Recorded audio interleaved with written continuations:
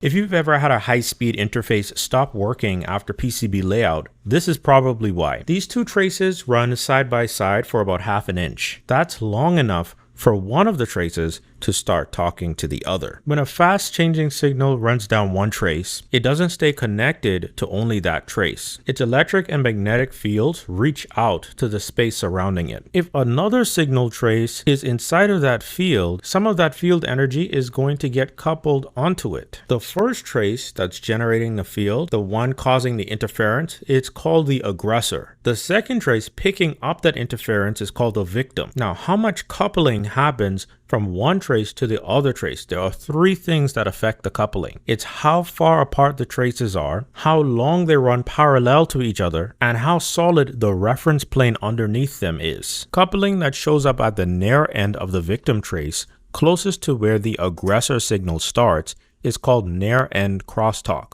or next. Any coupling that shows up at the far end of the other trace is called far end crosstalk, or fexed. And it grows the longer the traces run together. So how can you find out if two traces are coupled to each other?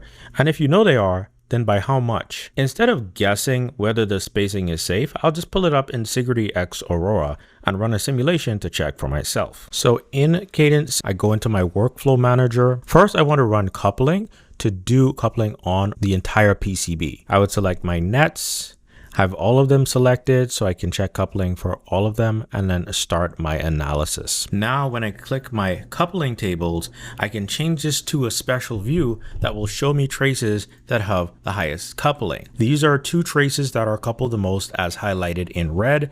And if you have anything beyond 8% coefficient coupling, you want it to be under 8%. Right now, it's above what I'm able to budget for noise.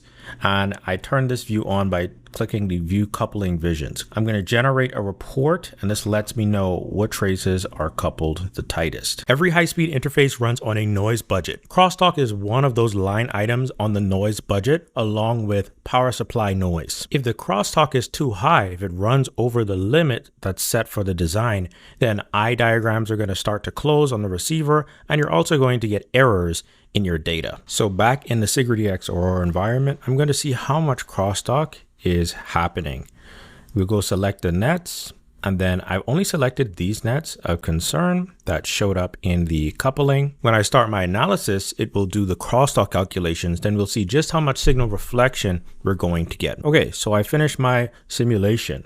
What you want to check is the crosstalk between these two. Let's go to view the crosstalk table.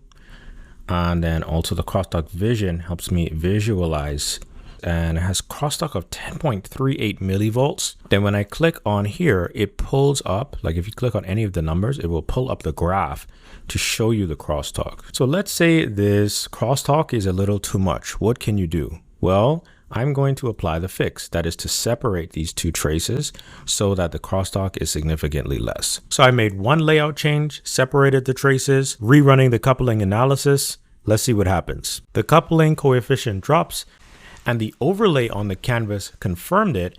It went from being red to now going back to the default trace color. Now, even though coupling got the update, crosstalk simulation has not gotten the update. So I'm going to rerun the crosstalk workflow simulation. My nets are selected, only the two nets that I'm interested in analyzing, then run the start analysis option, and we'll see the results.